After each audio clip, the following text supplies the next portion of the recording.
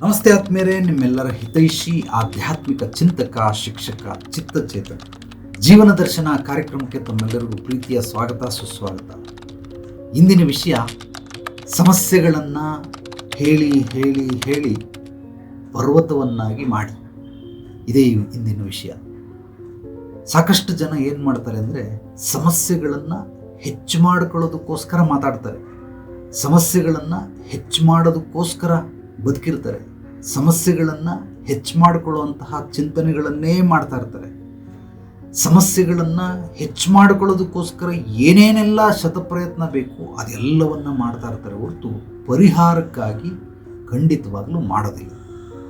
ಕಾರಣ ಏನು ಅಂದರೆ, ಒಂದು ಉದಾಹರಣೆ ಮೂಲಕ ನಿಮಗೆ ತಿಳಿಸ್ತೀನಿ. ಇಲ್ಲಿ ಯಾರೋ ಒಬ್ಬರಿಗೆ ಸೈಕೋಸೊಮೆಟಿಕ್ ಪ್ರಾಬ್ಲಮ್ಸ್ ಅಂತ ಕರೀತಾರೆ, ಅಂದರೆ ಮನೋಜನ್ಯ ಸಮಸ್ಯೆಗಳು. ಆ ಸಮಸ್ಯೆಯ ಒಳಗಡೆ ಮುಳುಗಿರುವಂತಹ ಒಬ್ಬ ವ್ಯಕ್ತಿ, ಆತನಿಗೆ ಒಂದು 45 ವರ್ಷ ವಯಸ್ಸು. ಪಾಪ ಏನೋ ಹಂಗಾಗಿರ್ತವೆ. ಈ ಕೆಲವರು ಅದನ್ನು ನೋಡಿದ ತಕ್ಷಣವೇ ಇವ್ರಿಗೆ ಯಾರಿಗೋ ಮಾಟ ಮಂತ್ರ ಮಾಡಿಸ್ಬಿಟ್ಟವ್ರೆ. ಮಾಟ ಮಂತ್ರನೇ ಮಾಡಿಸಿ ಹಂಗಾಗಂಗಿದ್ರೆ ಎಷ್ಟೊಂದು ಜನಕ್ಕೆ ಮಾಟ ಮಂತ್ರ ಮಾಡಿಸ್ಬಿಡ್ಬೋದು. ನರೇಂದ್ರ ಮೋದಿಗೆ ಮಾಟ ಮಂತ್ರ ಮಾಡಿಸ್ಬೋದು. ಸೊ ಆದಿತ್ಯನಾಥ್ ಯೋಗಿ ಮಾಟ ಮಂತ್ರ ಮಾಡಿಸ್ಬಿಡ್ಬೋದು. ಯಾರ್ಯಾರು ದೊಡ್ಡ ದೊಡ್ಡ ಶ್ರೀಮಂತರು ಇದ್ದಾರೆ, ಅಂಬಾನಿಗೆ ಮಾಟ ಮಂತ್ರ ಮಾಡಿಸ್ಬಿಡ್ಬೋದು. ಅವ್ರಿಗೆಲ್ಲ ಬಿಟ್ಬಿಟ್ಟು ಏನು ಪುಟ್ಕೋಸಿ ಇವರು ಕೂಲಿ ಕೆಲಸ ಮಾಡ್ಕೊಂಡು ತಿನ್ನೋನು ಒಬ್ಬ ವಾಚ್ಮೆನ್ ಬಂದು ಹೇಳ್ತಾವ್, ನಮಗೆ ಮಾಟ ಮಂತ್ರ ಮಾಡಿಸ್ಬಿಟ್ಟವ್ರು ಗುರುಗಳೇ ಅಂತ. ಅಲೋ, ಹೌದೇನಪ್ಪ, ಎಷ್ಟು ಎಕರೆ ಇಟ್ಟಿದೆಯಾ ಜಮೀನು, ಎಷ್ಟು ಕೆ ಜಿ ಚಿನ್ನ ಇಟ್ಟಿದೆಯಾ, ಎಷ್ಟು ದುಡ್ಡು ಇಟ್ಟಿದೆಯಾ? ನಾವು ಕೂಲಿ ಕೆಲಸ ಮಾಡೋರು, ನಾವೆಲ್ಲಿ ಸ್ವಾಮಿ ದುಡ್ಡು ಇಡೋಣ. ಮತ್ತು ನಿನ್ನ ಹತ್ರ ಯಾವ ನನ್ನ ಮಗಲೇ ಬಂದು ನಿನಗೆ ಮಾಟ ಮಂತ್ರ ಮಾಡಿಸ್ಬಿಟ್ಟು ನಿನ್ನ ಹತ್ರ ಏನೈತೆ ಅಂತ ಕಿತ್ಕೊಳ್ಳೋಕೆ ಮಾಟ ಮಂತ್ರ ಮಾಡಿಸ್ಲಿ. ಹಂಗೆ ಮಾಡಿಸಂಗಿದ್ರೆ ಅಂಬಾನಿಗೆ ಮಾಡಿಸ್ಲಿ, ಟಾಟಾ ಬಿರ್ಲಾಗೆ ಮಾಡಿಸ್ಲಿ, ಸೊ ಮಿತ್ತಲ್ ಮಾಡಿಸ್ಲಿ, ದೊಡ್ಡ ದೊಡ್ಡ ಬಿರ್ಲಾ, ಅಡಾನಿ ಇವ್ರಿಗೆಲ್ಲ ಮಾಡಿಸ್ತಾರೆ. ಅಜೀಂ ಪ್ರೇಮ್ಜಿಗೆ ಮಾಡಿಸ್ಲಿ. ಸೊ ಮಾಟ ಮಂತ್ರ ಮಾಡಿಸಂಗಿದ್ರೆ ಅವ್ರಿಗೆಲ್ಲ ಮಾಡಿಸ್ಲಿ. ಯಾಕೆ ಮಾಡ್ಸೋಕ್ಕಾಗಲ್ಲ ಅವ್ರಿಗೆ? ಇವ್ರಿಗಾದ್ಮೇಲೆ ಅವ್ರಿಗೂ ಆಗಲೇಬೇಕಲ್ಲ, ಅವರು ಮನುಷ್ಯರೇ ಅಲ್ಲ. ಸೊ ಖಂಡಿತವಾಗ್ಲೂ ಹೆದರ್ಸೋದು ಬಿದಿರ್ಸೋದನ್ನು ಬಿಟ್ಬಿಡಿ. ಏನೋ ಮಾಟ ಮಂತ್ರ ಮಾಡಿಸೋರೆ, ಯಾರೋ ಇದು ಮಾಡಿಸ್ಬಿಟ್ಟವ್ರೆ, ಅವೆಲ್ಲ ಅವಶ್ಯಕತೆ ಇಲ್ಲ. ಆ ವ್ಯಕ್ತಿ ಸಮಸ್ಯೆಯಲ್ಲಿದ್ದಾನಷ್ಟೇ. ಆ ಸಮಸ್ಯೆಗೆ ಕಾರಣ ಹುಡುಕಿ ಹೇಗೆ ಸಮಸ್ಯೆ ಬಂತು, ಆ ಸಮಸ್ಯೆ ಬಂದಿದ್ದಕ್ಕೆ ಕೆಲವೊಂದು ಕಾರಣಗಳು ಗೊತ್ತಿರಲ್ಲ, ಅಂದರೆ ಹುಡುಕೋಕ್ಕಾಗಲ್ಲ. ಆ ಸ್ಟಾರ್ಟಿಂಗ್ ಪಾಯಿಂಟ್ ಎಲ್ಲಿಂದ ಅಂತ ಗೊತ್ತಾಗಲ್ಲ. ನಾನು ಅದನ್ನು ಕೌನ್ಸಿಲಿಂಗ್ ಮಾಡಿ ಕೆಲವೊಂದು ದೈವಿಕ ಕ್ರಿಯೆಗಳಿದ್ದಾವೆ, ಅವ್ರಿಗೂ ಮಾಡೋಕ್ಕೆ ಹೇಳ್ತೀನಿ, ನಾನು ಕೂಡ ಮಾಡ್ತೀನಿ. ಕೆಲವೊಂದು ಸೂಕ್ಷ್ಮ ವಿದ್ಯೆಗಳ ಮೂಲಕ ಅದನ್ನು ತಿಳ್ಕೊಂಡು ಆ ಸಮಸ್ಯೆನ ಬಗೆಹರಿಸೋದಕ್ಕೆ ಆತನ ಹತ್ರ ಸಮಸ್ಯೆ ಕರ್ಕೊಂಡು ಬಂದಿದ್ದೆ. ಫಸ್ಟೇ ಹೇಳಿದರು ಫೋನಲ್ಲಿ. ಸೊ ಬಂದರು, ನೇರವಾಗಿ ಬಂದು ಆತನು ಎಲ್ಲ ಮಾತಾಡಿಸ್ದೆ. ಆತನಿಗೆ ಏನು ಸಮಸ್ಯೆ, ಏನು ಎಲ್ಲ ಕ್ಲೀನಾಗಿ ಹೇಳ್ದೆ. ಊಟ ಸೇರ್ತಾ ಇಲ್ಲ, ನಿದ್ದೆ ಬರ್ತಾ ಇಲ್ಲ, ಸೊ ಆತನಿಗೆ ನೆಮ್ಮದಿ ಇಲ್ಲ, ಏನೋ ಒಂಥರ ಭಯ. ಸೊ 80 kg ಇದ್ದಂತಹ ವ್ಯಕ್ತಿ ಸುಮಾರು ಒಂದು 55 kg 60 kg ಬಂದ್ಬಿಟ್ಟವನು. ಇದ್ದಕ್ಕಿದ್ದಂಗೆ ಒಂದು 2-3 ತಿಂಗಳಲ್ಲಿ ಈ ರೀತಿ ಕಡಿಮೆ ಆಗಿದೆ. ಏನು ಕಾರಣ? ಸೊ ಈ ರೀತಿಯೆಲ್ಲ ಮಾತಾಡ್ತಾರೆ. ಇದು ಸಮಸ್ಯೆ ನೋಡಿದ್ರೆ ಗೊತ್ತಾಗುತ್ತೆ ಖಂಡಿತವಾಗಿ. ಬಟ್ ಆ ಸಮಸ್ಯೆಯನ್ನು ಹೇಳಕ್ಕೆ ಬಂದಂತಹ ವ್ಯಕ್ತಿ, ಆತನ ಹೆಂಡತಿ ಅಣ್ಣ, ಹೆಂಡತಿ ತಮ್ಮನ ಹೆಂಡತಿ, ಮತ್ತು ಈ ವ್ಯಕ್ತಿಯ ಅಕ್ಕನೋ ತಂಗಿನೋ ಯಾರೋ ಬಂದಿದ್ರು. ಇಷ್ಟು ಜನ ಬಂದವರು. ಅಷ್ಟೂ ಜನ ಒಂದು ಅಗಳು ಹಿಡಿದು ನೋಡಿದ್ರೆ ಗೊತ್ತಾಗುತ್ತೆ ಅನ್ನ ಬೆಂದಿದೆಯಾ ಇಲ್ಲ ಅಂತ. ಎಲ್ಲ ಅಗಳುಗಳನ್ನು ಇಸ್ಕಿ ನೋಡಬೇಕಾಗಿಲ್ಲ ಅನ್ನ ಬೆಂದಿದೆ ಅನ್ನೋದಕ್ಕೆ. ಸಮಸ್ಯೆ ಏನು? ಮನೋಜನ್ಯ ಸಮಸ್ಯೆ. ಸೊ ಅದು ಗೊತ್ತಾಗ್ಬಿಡ್ತು. ಇದು ಟೈಟ್ಲು. ಎರಡನೇದೇನು? ನಿದ್ದೆ ಬರ್ತಾ ಇಲ್ಲ. ಸೊ ಊಟ ಮಾಡೋಕ್ಕಾಗ್ತಾ ಇಲ್ಲ, ಹೊಟ್ಟೆ ಹಸಿತಾ ಇಲ್ಲ. ಊಟ ಮಾಡೋಕ್ಕಾಗ್ತಾ ಇಲ್ಲ ಅಂತಲ್ಲ, ಹೊಟ್ಟೆ ಹಸಿತಾ ಇಲ್ಲ. ಮೂರನೇದೇನು? ನೆಮ್ಮದಿ ಇಲ್ಲ, ಭಯ. ಸೊ ಈ 4 ಕಾರಣಗಳು ಅಷ್ಟೇ ಸಬ್ಜೆಕ್ಟ್. ಅನ್ನ ಬೆಂದಿದೆಯಾ ಇಲ್ಲ ಅಂತ ಮಡಕೆಯಲ್ಲಿ ಕೈ ಹಾಕಿದೆ, ನೋಡಿದೆ, ಬೆಂದಿದೆ. ಇಷ್ಟೇ ಸಮಸ್ಯೆ. ಅರ್ಥ ಆಗೋಯ್ತು. ಏನು ಎಲ್ಲ ಕುಂತ್ಕೊಂಡು ಒಬ್ಬೊಬ್ಬರೇ ಹೇಳ್ತಾವ್ರೆ. 2 ಗಂಟೆ ಆಯಿತು ಮುಗಿಲಿಲ್ಲ, 3 ಗಂಟೆ ಆಯಿತು ಮುಗಿಲಿಲ್ಲ, 4 ಗಂಟೆ ಆಯಿತು ಮುಗಿಲಿಲ್ಲ, 5 ಗಂಟೆ ಆಗೋಯ್ತು ಮುಗಿಲೇ ಇಲ್ಲ. ಸಮಸ್ಯೆಗಳು ಬಗೆಹರಿಲೇ ಇಲ್ಲ. ಅಂದರೆ ಸಮಸ್ಯೆಗಳನ್ನು ಹೇಳ್ತಾನೆ ಅವರು. ಏನು ತಿರುಗಿಸಿ ಮರಗಿಸಿ ವರ್ಣಮಯವಾಗಿ ಮೇಲ್ಗಡೆ ಕುಂತ್ಕೊಂಡಾಗ ಹೆಂಗೆ ಮಾಡ್ತಾನೆ, ಕೆಳಗಡೆ ಕುತ್ಕೊಂಡಾಗ ಹೆಂಗೆ ಮಾಡ್ತಾನೆ, ಮಲ್ಕೊಂಡಾಗ ಹೆಂಗೆ ಮಾಡ್ತಾನೆ, ನೆಂಟ್ರ ಮನೇಲಿದ್ದಾಗ ಹೆಂಗೆ ಮಾಡ್ತಾನೆ, ಹಾಲಲ್ಲಿದ್ದಾಗ ಹೆಂಗೆ ಮಾಡ್ತಾನೆ, ರೂಮಲ್ಲಿದ್ದಾಗ ಹೆಂಗೆ ಮಾಡ್ತಾನೆ, ಕಿಚನಲ್ಲಿದ್ದಾಗ ಹೆಂಗೆ ಮಾಡ್ತಾನೆ, ಬಾತ್ರೂಮಲ್ಲಿದ್ದಾಗ ಹೆಂಗೆ ಮಾಡ್ತಾನೆ, ದೇವ್ರ ಮನೇಲಿದ್ದಾಗ ಹೆಂಗೆ ಮಾಡ್ತಾನೆ, ಹೊರಗಡೆ ಹೋದಾಗ ಹೆಂಗೆ ಮಾಡ್ತಾನೆ? ಏನು ವರ್ಣಾತೀತವಾಗಿ ಇರೋ ಬರೋ ಎಲ್ಲ ಬಣ್ಣಗಳನ್ನು ಬಳಸಿ ಸಮಸ್ಯೆಗಳನ್ನೆಲ್ಲ ಹೇಳಿದ್ರು. ನಾನು ಕೂತ್ಕೊಂಡು ಬಹಳ ತಾಳ್ಮೆಯಿಂದ ಕೇಳದೆ ಇಲ್ಲ. ಹೌದಾ, ಭಾಳ ಸಂತೋಷ, ಭಾಳ ಸಂತೋಷ. ಸೊ ಎಲ್ಲ ಕೇಳಿದ ನಂತರ ನೋಡಿ, ಇನ್ನೂ ಏನಾದರೂ ನೀವು ಸಮಸ್ಯೆಗಳನ್ನು ಹೇಳಂಗಿದ್ರೆ ಖಂಡಿತವಾಗ್ಲೂ ಹೇಳಿ ಮುಗಿಸ್ಬಿಡಿ. ಸೊ ನಾನು ಅದಕ್ಕೆ ಆಮೇಲೆ ಪರಿಹಾರ ಕೊಡ್ತೀನಿ, ಆಮೇಲೆ ನಿಮಗೆ ಸಮಸ್ಯೆಗಳನ್ನು ಹೇಳೋದಕ್ಕೆ ಅವಕಾಶ ಇರೋದಿಲ್ಲ, ಈಗಲೇ ಹೇಳಿ ಅಂತ.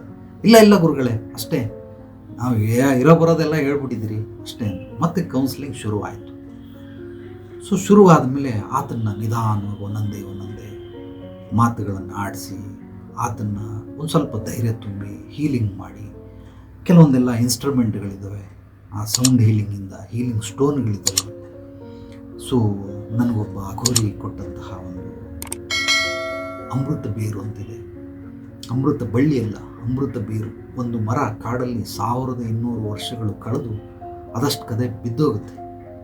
ಸೊ ಮರ ಬಿದ್ದೋಗುತ್ತೆ ಅಂದರೆ ಸಿಡ್ಲೊಡೆದು ನಿಸರ್ಗದತ್ತವಾಗಿ ಭೂಕುಸಿದಿಂದ ಬಿದ್ದೋಗುತ್ತೆ. ಆ ಮರದ ಬುಡದಲ್ಲಿರುವಂತಹ ಒಂದು ಅತ್ಯದ್ಭುತವಾದಂತಹ ಶಕ್ತಿಶಾಲಿ ಬೇರು. ಆ ಬೇರನ್ನು ಇವರು ಪ್ರಾಣ ಪ್ರತಿಷ್ಠಾಪನೆ ಮಾಡಿ ಆ ರುದ್ರದಂಡದಲ್ಲಿ ಇಟ್ಕೊಂಡಿರ್ತಾರೆ ಯಾವಾಗಲೂ. ಅದು ನಾನು ಹೋದಾಗ ನನಗೆ ಕೊಟ್ಟಿದ್ದು ಕೆಲವೊಂದೆಲ್ಲ ನೆಗೆಟಿವ್ ಎನರ್ಜಿ, ನೆಗೆಟಿವ್ ವೈಬ್ರೇಷನನ್ನು ಕಂಡುಹಿಡಿಯೋದಕ್ಕೆ. ಸೊ ಅದನ್ನು ಬಳಸ್ತೀನಿ.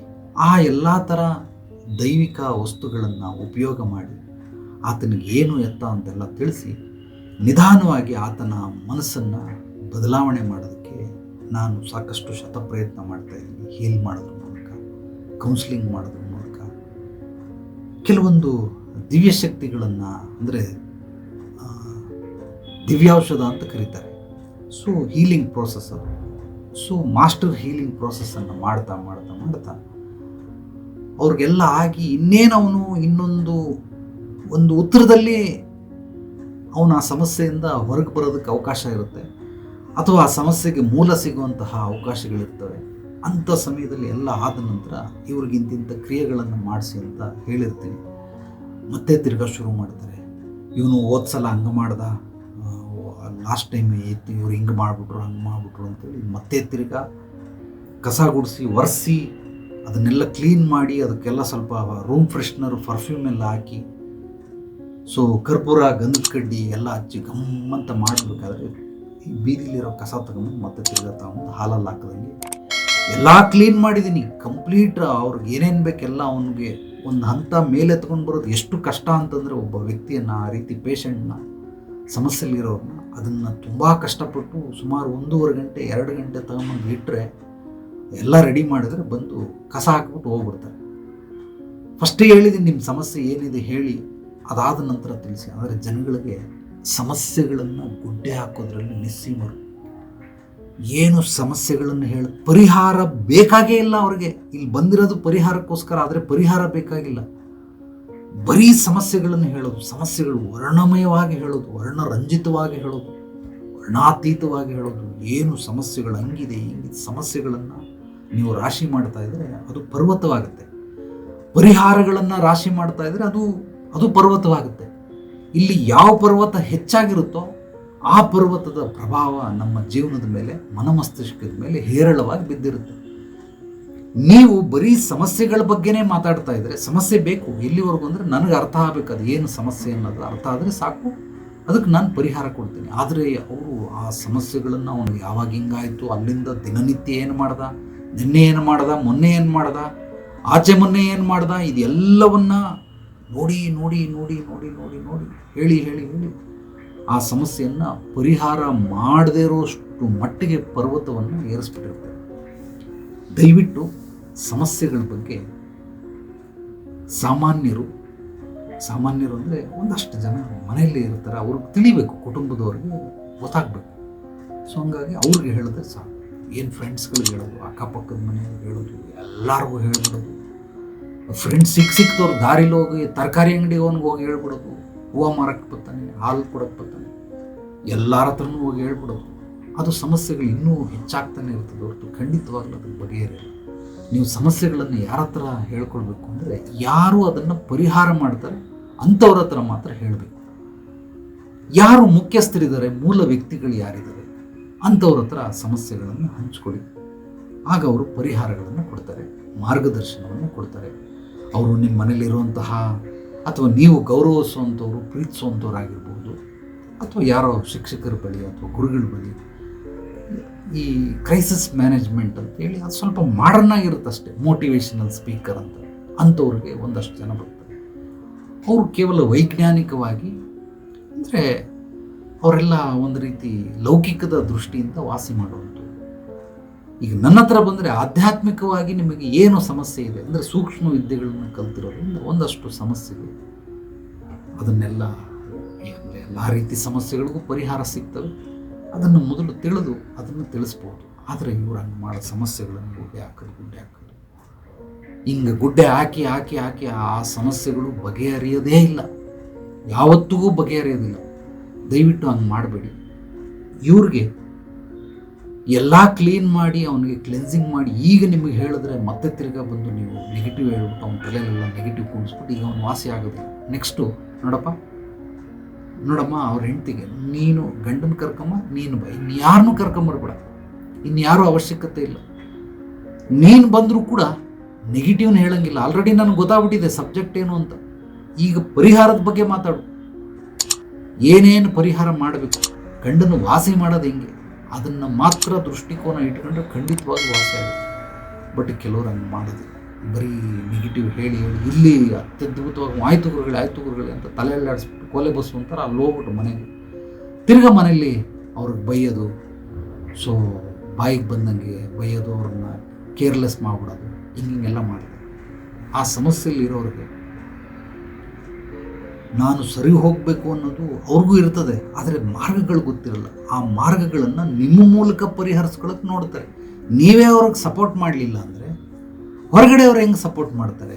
ಖಂಡಿತವಾಗ್ಲೂ ಸಪೋರ್ಟ್ ಮಾಡೋಕ್ಕೆ ಸಾಧ್ಯವಿಲ್ಲ. ಆದ್ದರಿಂದ ದಯಮಾಡಿ ನಾನು ಹೇಳೋ ಎಲ್ಲ ವಿಚಾರಗಳನ್ನು ಮನನ ಮಾಡಿ ಅದನ್ನು ಡೀಪಾಗಿ ಸ್ಟಡಿ ಮಾಡಿ, ಅನಲೈಸ್ ಮಾಡಿ, ಆಗ ನಿಮಗೆಲ್ಲವೂ ಕೂಡ ಗೊತ್ತಾಗುತ್ತೆ. ಸೊ ಯಾರಿಗೆ ಯಾವುದೇ ಸಮಸ್ಯೆಗಳಿದ್ದರೂ ನೇರವಾಗಿ ಬಂದು ಭೇಟಿ ಮಾಡಿ ನಿಮ್ಮ ಸಮಸ್ಯೆಗೆ ಪರಿಹಾರ ಕೊಡೋದ್ರ ಜೊತೆಗೆ ಭವಿಷ್ಯದಲ್ಲಿ ಅಭಿವೃದ್ಧಿ, ಸಮೃದ್ಧಿಗಾಗಿ, ಯಶಸ್ಸು, ಕೀರ್ತಿಗಾಗಿ, ಗುರಿ ಸಾಧನೆಗಾಗಿ ನಿರಂತರವಾದ ಬೆಂಬಲ, ಮಾರ್ಗದರ್ಶನ ಸುಬೋಧಿನಿ ಪರಿಹಾರ ಕೇಂದ್ರದಲ್ಲಿ ನಿಮಗೆ ಲಭ್ಯವಿರುತ್ತೆ. ಸೊ ಈ ವಿಡಿಯೋವನ್ನು ಮೊಟ್ಟ ಮೊದಲನೇ ಬಾರಿ ನೋಡ್ತಾ ಇದ್ದರೆ ನಮ್ಮ ಚಾನಲನ್ನು ಸಬ್ಸ್ಕ್ರೈಬ್ ಮಾಡಿ, ಲೈಕ್ ಮಾಡಿ, ಕಮೆಂಟ್ ಮಾಡಿ. ನಿಮ್ಮ ಅನಿಸಿಕೆ, ಅಭಿಪ್ರಾಯಗಳು, ಪ್ರಶ್ನೆಗಳನ್ನು ನನ್ನ WhatsApp number, voice message, text message ಕೂಡ ಕಳಿಸಬಹುದು. ಸೊ ಈ ವಿಡಿಯೋವನ್ನು ಎಲ್ಲರಿಗೂ ಶೇರ್ ಮಾಡಿ. ಜ್ಞಾನ ಹಂಚೋದ್ರಿಂದ ಬೆಳೆಯುತ್ತೆ. ಎಲ್ರಿಗೂ ಒಳ್ಳೆಯದಾಗಲಿ. ನಾಳೆ ಮತ್ತೆ ಭೇಟಿಯಾಗೋಣ ಮತ್ತಷ್ಟು ಸತ್ವಭರಿತ ವಿಚಾರಗಳೊಂದಿಗೆ. ಎಲ್ಲರೊಳಗಡಗಿರುವ ಭಗವಂತನಿಗೆ ನನ್ನ ಭಕ್ತಿಪೂರ್ವ ಪ್ರಣಾಮಗಳು. ಸರ್ವೇ ಜನೋ ಸುಖಿನೋ ಭವಂತು. ಶುಭರಾತ್ರಿ.